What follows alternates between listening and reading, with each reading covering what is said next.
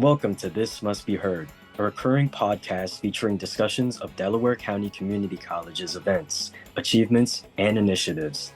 Today, Dionne Harrison and Shakia Hutt talk with Spring 2025 Phi Theta Kappa officers about their Honors in Action project, Preserving Stories, Why Banned Books Matter.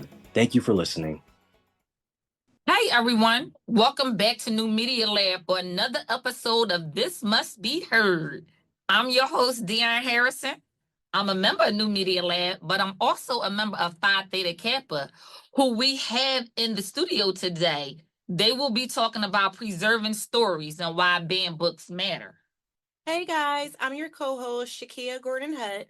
I'm also a member of the New Media Lab as well as Phi Theta Kappa. Today it is an honor and privilege to introduce two of my favorite officers of Phi Theta Kappa. We have our president as well as our vice president. Would you guys please introduce yourselves? Of course. Hi everyone.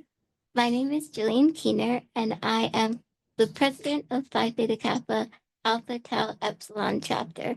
And I'm Deanna Mignogna, the vice president of the Alpha Tau Epsilon chapter of Phi Theta Kappa.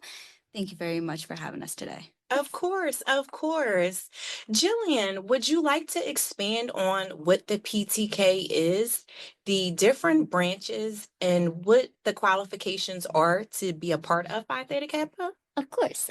So, Phi Theta Kappa is an internationally recognized honor society for two-year colleges. We focus on supporting and endorsing volunteer, leadership, fellowship, and scholarship, which are the four hallmarks of PTK. To join, you must have reached a minimum of 3.5 GPA and have completed 12 college credits.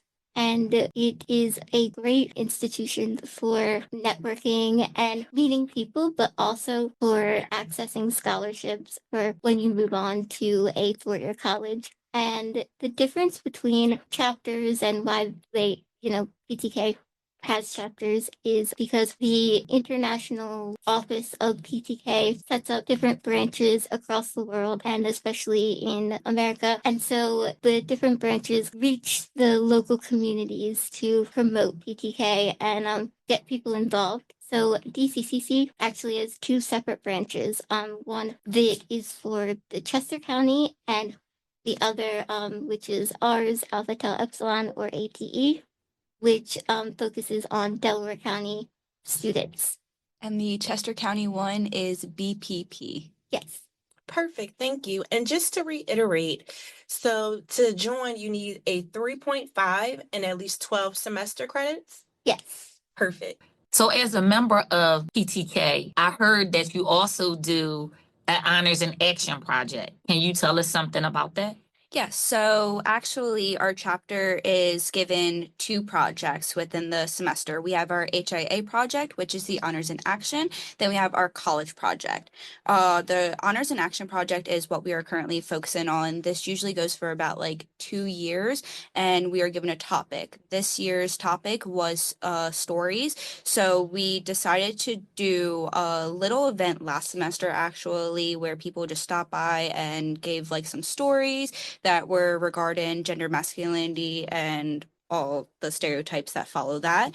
But then this semester, to continue that stories project, we were focusing on the banned books and preserving those stories and censorship and everything, since a lot of us have very strong opinions about censorship. That's I'm going to leave it there.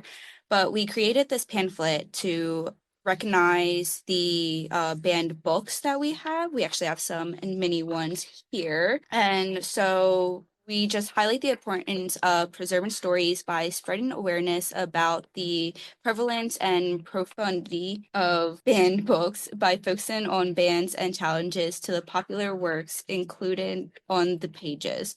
So we had just a couple of them, like An Indigenous People's History of the United States. We had The Hate You Give, More Happy Than Not, and The Bluest Eyes.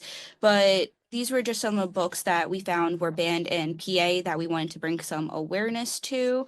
We also gave links to the libraries that you can go to. And then we also were gonna have a movie event as well as trying to help people get some library cards in case they wanted to touch base with any of these libraries and go read a banned book for themselves. Can you go back to like just a little bit more expansion on banned books and why Yes. they are important? Because I find that a lot of people, well, a lot of books that we read as teenagers or children, we're finding that they're banned now and we don't understand why. So like, what is like the deeper message behind it? I think for us, it was really that idea of keeping stories alive. And through banned book, a lot of the bans and challengers are censoring these voices that are very important, because if we don't have them, if we don't listen to these perspectives, we lose them. And that legacy of history and education and knowledge kind of gets lost. And so I think we really felt that focusing on banned books, and especially focusing on banned books in PA, hit really close to home for us and was something we wanted to focus on, because if you don't have access to these stories, you miss out on getting to know people and opening up your worldview, but also on speech and freedom of thought. And that's really important to us at PTK, because we're on a society that really values education and knowledge. I would say our HIA projects also, they help with getting our leadership opportunities into, like being able to do the research behind why these books are banned. Because, oh my God, it is so shocking the amount of books that are actually banned, not just in PA, but like overall. Like we have To Kill a Mockingbird's on there, The Catcher of the Rye, The Handmaid's Tale, the Bible of all things, because of Winn-Dixie.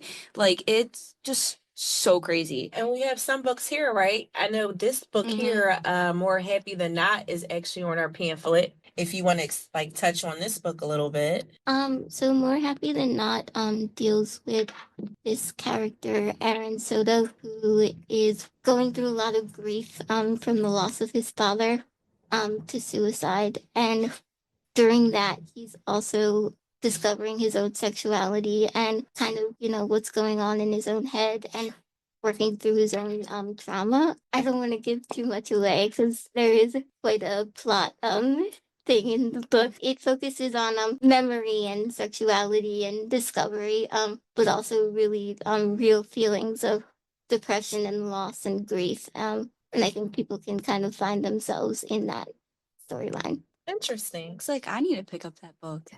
Another one of my favorites that was on here too is actually The Hate You Give. That is one of my all-time favorites. And we don't have it on the pamphlet, but The Giver too.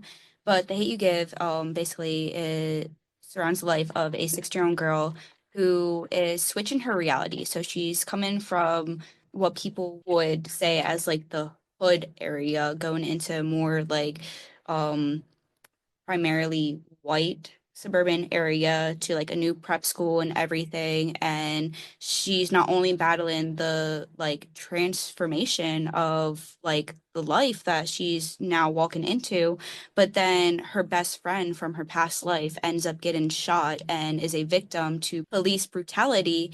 And so she just goes through this whole battle of whether she speaks up on the truth of what really happened that night, or if she stays silent and falls to like just everyone around her telling her to like just silence it and that it's not that big of a deal. And it's just a great story that battles like racism, police brutality, and all of that fun stuff that everyone just wants to keep swept under a rug. Right. And that book, The Hate You Give, was also made into a movie a few years ago. Yes, it And was. I heard that PTK linked up with the Black Student Union to do a movie collaboration. What was the purpose of doing the collaboration with the Black Student Union? So part of the HIA project is working with other organizations and working with people. And we really think that it's important to make connections with other clubs on campus, because we can help each other out and learn about each other. And I think that's really the message of a lot of these books and of keeping stories alive is learning about each other and working with each other. So we were really excited that the Black Student Union would want to work with us on the movie that We love free things. We love expanding our mind, especially on things that people want to keep hidden from us. Yes. And then I would also like to mention, like, even if you guys aren't members, you're always welcome to attend our meetings at any time if you just want to learn more information, just see other leaders who are striving. Maybe it can be of encouragement and uplifting. We always would love to have volunteers. We need volunteers for setup, cleanup. We need volunteers all the time. So we would love to help you. And I hope that you guys continue to strive to be great leaders. I would love for you guys to make that 3.5 so I can see you in Phi Theta Kappa next semester. And I Yes. appreciate you all. Thank you. I'm so sad that I'm leaving next semester. I really just want to see everyone and see all of the things that we accomplish with our college project and with all the many activities that we throw on, and to just see everyone grow. I'm gonna miss that so much. You can always come back and say hi. Yeah. Does anyone want to expand on anything before we close? Or does anyone have anything that we think is important? The only other thing that I can say and recommend is go get your free library cards. It's Yes. easy peasy to sign up.